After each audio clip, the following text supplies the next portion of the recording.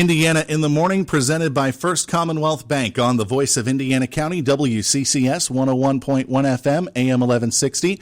Time now for our interview segments presented by Marcus & Mack, a law firm representing injured people. Joining us on the phone right now, of course, is Lisa Spencer, the director of the Indiana County Department of Human Services, who wears many hats herself in the office. Lisa, how are you doing today? Great. Good morning, Josh. How you doing? I'm doing great. It's been a great morning so far. We had a good talk with Bob Manzi in our last half hour. We've got more great interviews coming up, but let's focus on what's going on with the Department of Human Services and some of the other organizations connected with it. One thing that's coming up on the horizon is the Walk for a Wonderful Life, which is put on by the Suicide Task Force. Right, and can you believe this is our 10th annual Walk for a Wonderful Life? This is my 8th year participating in this, and it's hard to believe that we've had that many. Mm-hmm. But this is a really important, fundraiser for the Suicide Task Force of Indiana County because it's our main fundraiser for us to be able to have our Suicide Task Force coordinator, consultant on board. We have a new one. His name is Leo Buck. And we're so excited to have him on board to come and help us kind of take us a little bit, into the future here because he's really good at social media. So that's exciting. But it's also, this is a really important day, actually more importantly, for the families or friends who have lost anybody from a loved one completing suicide. And so there will be tables there from different agencies that people will be able to go and get some information about. We usually have Hopeful Hearts in attendance, and they provide a lot of grieving services for families. And so those are the things we really want to focus on and concentrate on, although it is, also a fundraiser for us. But it's a very, very powerful ceremony that happens, and everybody just feels connected when we do the opening ceremony, and then the walkers take to the track at Mack Park. So this is happening on Sunday, September 18th, from 1 o'clock to 3:30 will be the actual ceremony and the walk and the closing ceremony. But if you come, maybe 20, 30 minutes early, you can look around the different tables and get information and get registered. We'd have to have everybody registered. So it'll be right at the grandstands, Mack Park Fairgrounds on the track. And you know how you go right into the grandstands. That's where the registration tables will be. All right, so people can register day of. Can they register in advance for this? Yeah, right now we're trying to get that up and ready to go. We're hoping to have more information about that, and I would be happy to give you that information as soon as we have that. I can get that to you.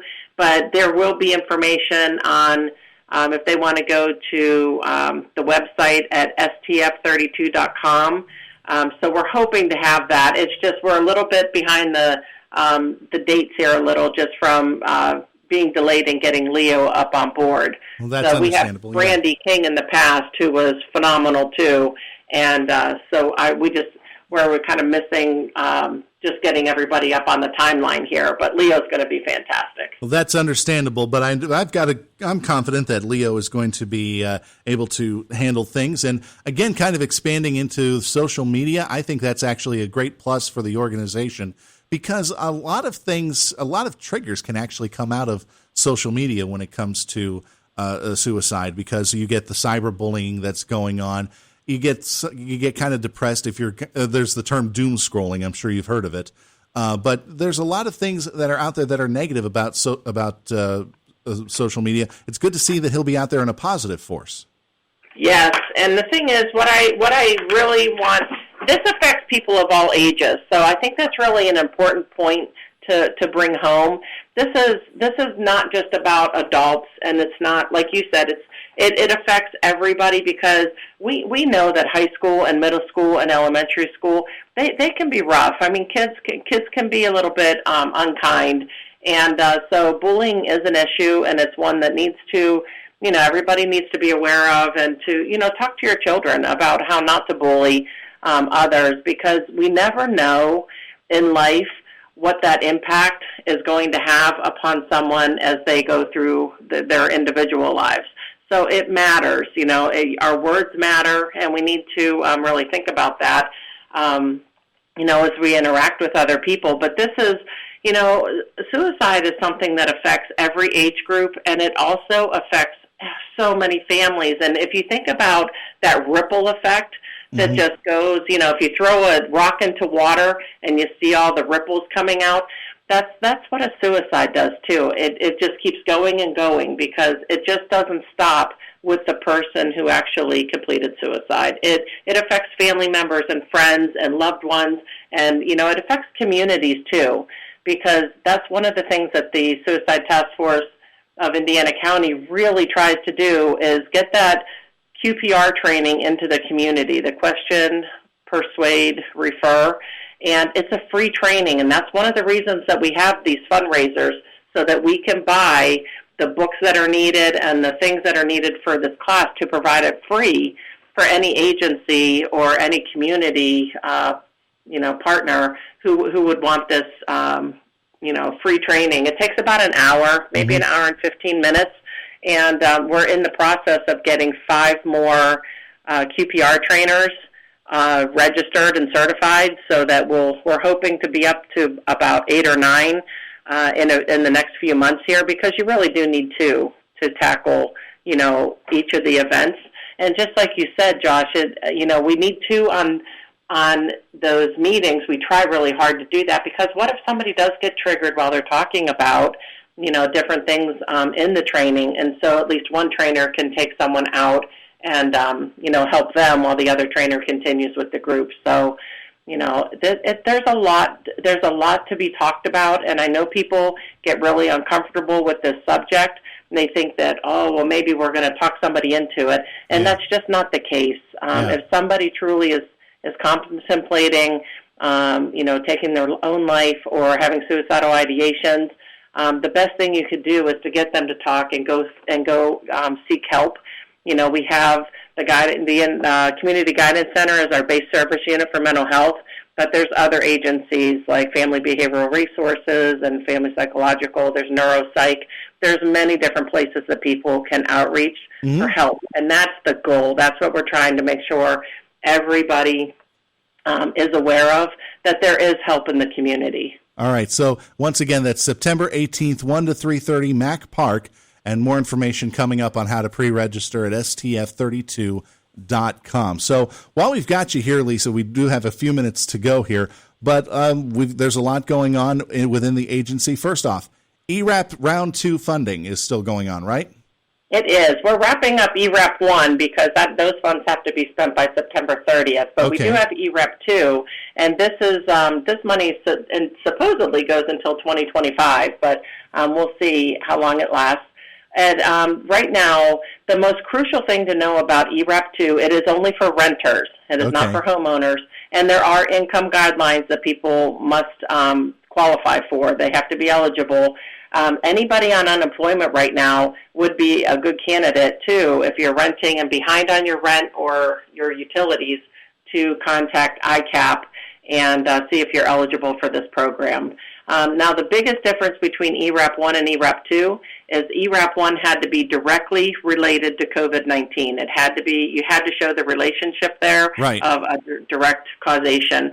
ERAP 2 is you just have to have a financial problem during the pandemic and the hardship. So we can kind of see why ERAP 2 is a little bit easier, because already since we started, I think we started ERAP 2 funds in January, February timeframe, and once I get the invoices for July, we're going to be somewhere in the vicinity of $375,000 that we've kind of spent for that program so far. So you can see the need is there, and we are pushing it out as much as we can.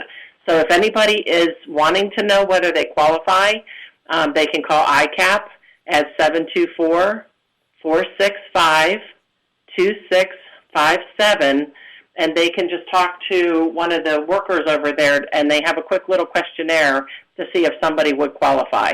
People can also jump onto the Compass website and they can fill out an application that way, and it'll come right down to Indiana County because they funnel them straight to the county that people are registered in. Okay, so that sounds like it's going very well then.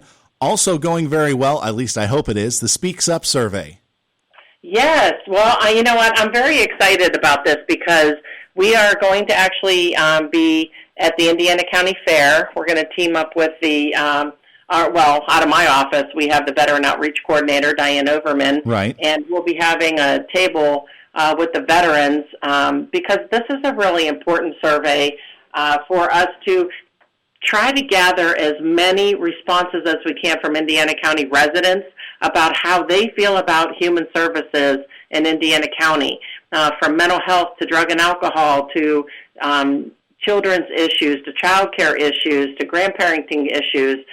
There's just so many things that are, we understand that the survey is a little long. It takes about 10 to 15 minutes to fill out. But the thing is, we only do this every 5 years.